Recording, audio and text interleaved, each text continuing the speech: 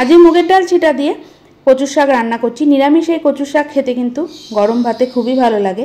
বছরে একবার আমাদের বাড়িতে কচুর শাক হয়, সেটা হচ্ছে গিয়ে বিশ্বকর্মা পুজোর আগের দিন রান্না করে পরের দিন মানে বিশ্বকর্মা পুজোর দিন খেতে হয়। কিন্তু বাজারে কালো কচু পাওয়া গেছে বলে আনা হয়েছে। তখন ছোলা কিংবা বাদাম দিয়ে রান্না করি, আজকে রান্না করছি মুগের ডাল ছিটা দিয়ে।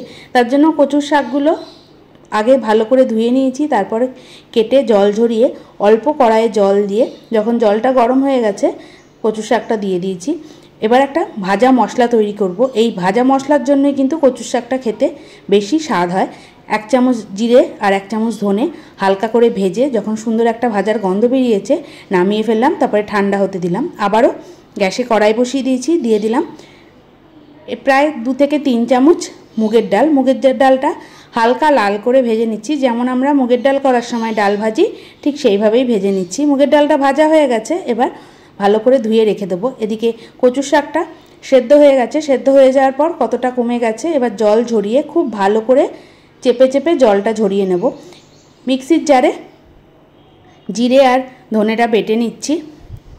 মশলা বাটা হয়ে গেছে, এবার ওই মিক্সির জারেই দিয়ে দেবো স্বাদ অনুযায়ী কাঁচা লঙ্কা আর অল্প জল দিলাম। আধ বাটা করে নেবো, একদম মিহি বাটবো না।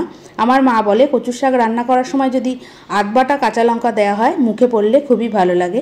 এবার কড়াইয়ে সর্ষের তেল তো লাগবেই, সর্ষের তেলেই রান্নাটা করছি। 1 চামচ 5 ফোড়ন, তেজপাতা, শুকনো লঙ্কা ফোড়ন দিয়ে দিলাম নারকেল কোড়া।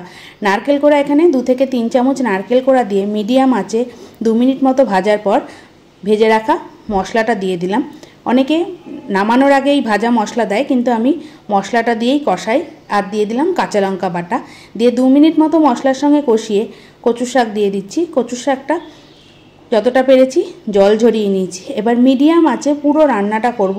যত সুন্দর টানানো যাবে এই কচুর শাকের স্বাদ কিন্তু ততটাই বাড়বে। দিয়ে দিলাম স্বাদ অনুযায়ী লবণ দেওয়ার পর দিয়ে দিচ্ছি হলুদ গুঁড়ো, দিয়ে এবার শুধু টানিয়ে যাব মিডিয়াম আঁচে। এবার এর মধ্যে দিয়ে দিচ্ছি ধুয়ে রাখা মুগের ডাল, আর যতটা পারবো খুন্তি দিয়ে একটু ভেঙে ভেঙে দেব। এমনিতে চিংড়ি মাছ, ইলিশ মাছের মাথা দিয়ে কচুর শাক তো ভালোই লাগে, কিন্তু নিরামিষ করেও যদি সেইভাবে রান্না করা যায় কচুর শাক দিয়েই সব ভাত খাওয়া হয়ে যায়। মুগের ডালটা দিয়ে মিডিয়াম আঁচে প্রায় 10 মিনিট মতো টানিয়ে যাব। মাঝে মধ্যে এইভাবে একটু নাড়াচাড়া দিয়ে কচুর শাকগুলো ভেঙে দিচ্ছি। এইভাবে মুগের ডাল ছিটা দিয়ে কে কে কচুর শাক রান্না করেন অবশ্যই আমাকে জানাবেন। যারা রান্না করেন তারা তো জানবেনই এর স্বাদ কতটা। এইভাবে খুন্তি দিয়ে সব কচুর শাকগুলো আমি ভেঙে দিচ্ছি, আর পুরো রান্নাটাই হবে মিডিয়াম আঁচে। গ্যাসের আঁচ বাড়িয়ে কিন্তু রান্নাটা হলে কচুর শাকের মধ্যে যে জলটা থাকবে ঠান্ডা হয়ে যাওয়ার পর সেই জল বার হয়ে যাবে। প্রায় 10 থেকে 15 মিনিট মতো টানানোর পর জল শুকিয়ে এসছে, কড়াই থেকে ছাড়তে শুরু করে দিয়েছে। এবার এর মধ্যে দিয়ে দেবো চিনি আর পাতিলেবুর রস। চিনিটা কিন্তু দিতেই হবে, পাতিলেবুর রসটা যদি মুখ চুলকোয় তাই জন্য নামানোর আগে হাফ পাতিলেবুর রস দিয়ে খুব ভালো করে মিশিয়ে আমি গ্যাস বন্ধ করে দিলাম।